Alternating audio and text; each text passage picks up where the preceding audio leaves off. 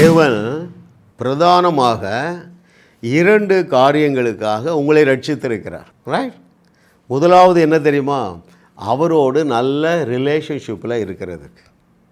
இரண்டாவதும் ரொம்ப முக்கியம் பாருங்கள், மற்றவர்களுடைய மனக்கண்களை திறப்பதற்காக. ரைட்? அப்படி என்றால் என்ன பொருள்? கிறிஸ்துவுக்குள் நீங்கள் யார் என்பதை அறிந்து கொள்ளக்கூடிய ஒரு பிரகாசமுள்ள மனக்கண்கள் உண்டாகத்தக்கதாக. அப்படி என்றால் என்ன பொருள்? கிறிஸ்துவுக்குள் நீங்கள் யார் என்றால் என்ன பொருள்? கிறிஸ்துவுக்குள் ஒவ்வொரு தேவனுடைய பிள்ளையும் முற்றிலுமாக தகுதியாக்கப்பட்டு இருக்கிறார்கள். இந்த அறிவை மற்றவர்களுக்கு கொடுக்கத்தக்கதாக. இன்னும் என்ன அறிவு கொடுக்கணும் தெரியுமா?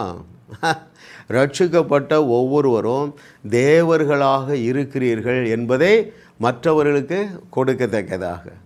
இன்னும் எந்த அறிவை கொடுக்க வேண்டும்? யோவான் 10வது அதிகாரம் 34 மற்றும் 35வது வசனத்தை தேவ பிள்ளைகளை ஏற்றுக்கொள்ள வைக்கணும். அந்த வசனத்தை சொன்னவர் யார்? இயேசு கிறிஸ்து. என்ன சொல்லுகிறாரு? தேவ வசனத்தை பெற்றுக்கொண்டவர்கள் தேவர்கள் என்று சொன்னார் பாருங்கள். இதை ஜனங்கள் ஏற்றுக்கொள்ளத்தக்கதாக நீங்கள் பிரசங்கிங்க, வசனத்தை எடுத்து காண்பீர்கள். அப்போ என்ன நடக்கும் தெரியுமா? அதை அவர்கள் ஏற்றுக்கொள்ளுவார்கள். அதுதான் பிரகாசமுள்ள மனக்கண்கள்.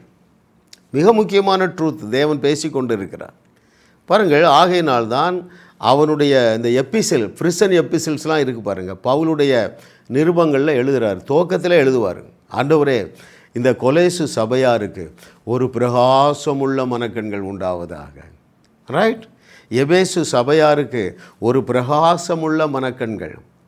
அருமையான ஊழியர்களே, சத்தியத்தை சரியாக அறிகிற அறிவினால் ஜனங்களை நிரப்புவதற்காகவே தேவன் உங்களை ஊழியர்களாக அழைத்திருக்கிறார். ரைட்? கிறிஸ்துவுக்குள் யாராக இருக்கிறாங்க?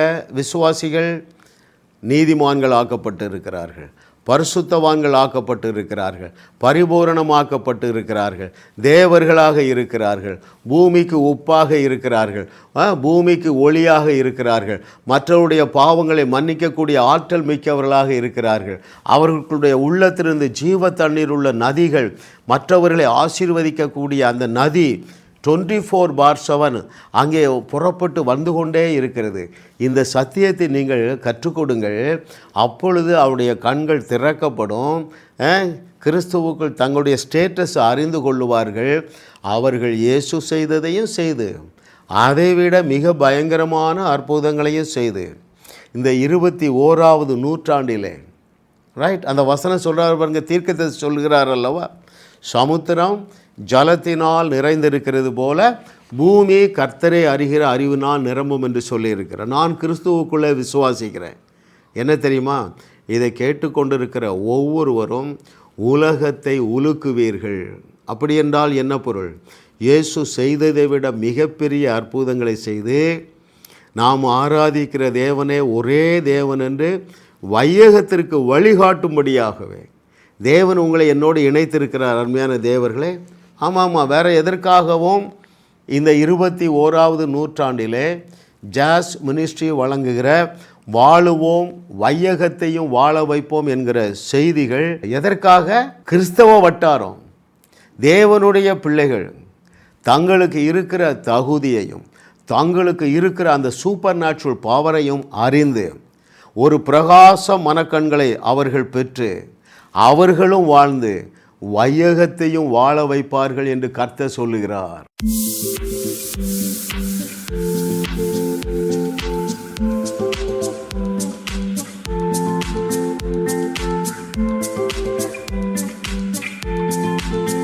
ஜாஸ் மினிஸ்ட்ரீஸ் யூடியூப் சேனலில் தொடர்ந்து செய்திகளை கேளுங்கள், சப்ஸ்கிரைப் செய்யுங்கள், வீடியோக்களை லைக் செய்து பலரோடும் பகிர்ந்து கொள்ளுங்கள். அவர்களும் ஆசீர்வதிக்கப்படட்டும்.